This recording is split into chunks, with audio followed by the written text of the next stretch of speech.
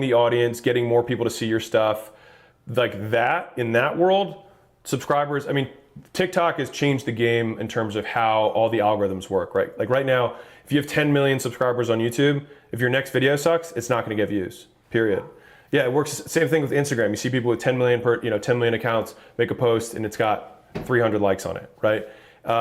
It's because, on the flip side though, it's good for new creators because you can come on with 0 followers, make a banging video and get 10 million views, right? And I actually think it's a good thing for everyone because it equalizes the playing field and makes content king, like the quality of what you put out, which I'm always down to compete on that.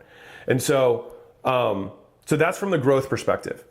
From building out a newsletter, like one is top of funnel, the newsletter subscribers, I mean that like, those are customers, you know what I mean? And so I'm in no way against having, you know, a newsletter of any sort that provides value, especially to a niche audience, because a buddy of mine has a ton of data on subscriber stuff, and like the ones that do the best in terms of LTV and whatnot are typically hyper niche and high value, so usually a little bit higher price point, but very specific to like because they are so niche, they can provide an extent, like a lot of value to a person versus being like super wide. It's very hard to provide tremendous value to everyone, right? And it's kind of like Elon Musk's thing of like, you can either provide a little bit of value to a lot of people or a lot of value to a few people.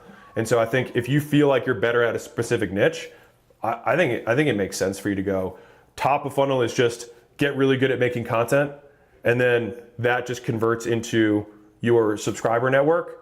So your newsletter, and then you sell ads to the newsletter if you want to from an endorsement perspective. You can also have your own products if you want to, but you just become a media business at that point, which is fine. I mean, I'm a big fan of media businesses. Okay, that's really helpful. The other question that I had, your dynamic is so different than what we've seen in like traditional relationships, yet it still works and you guys kill it.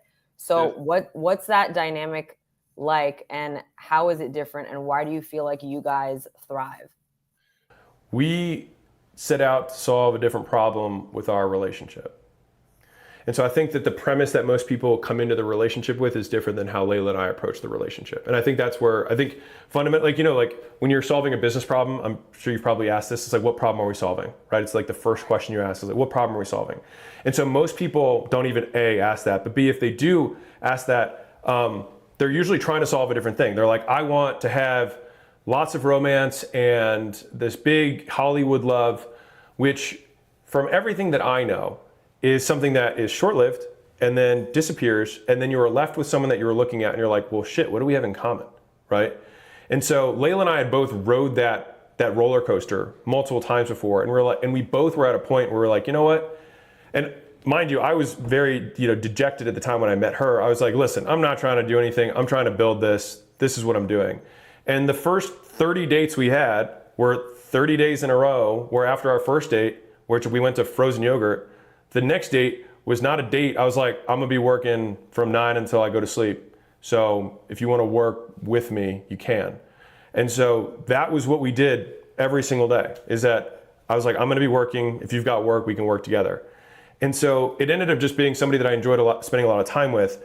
And the romance stuff, honestly, I feel like didn't really like kick in until like 2.5 years into our marriage. And I think that our relationship was based on that. Like respect was first. And then we learned the love part. It's very hard to learn respect.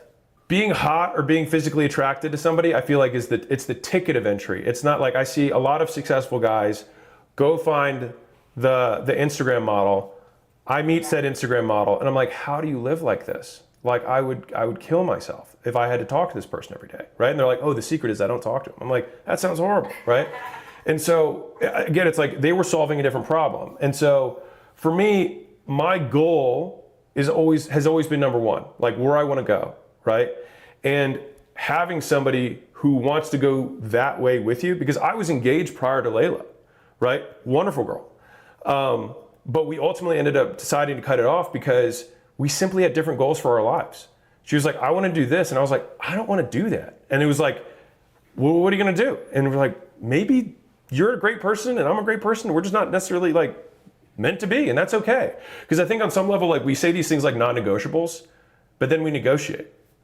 And so it's like either it's a non-negotiable or it is negotiable. And for me, it's like where I want to go is non-negotiable. So it's like I have these goals, which is where I want to go, my values, which is how I want to get there,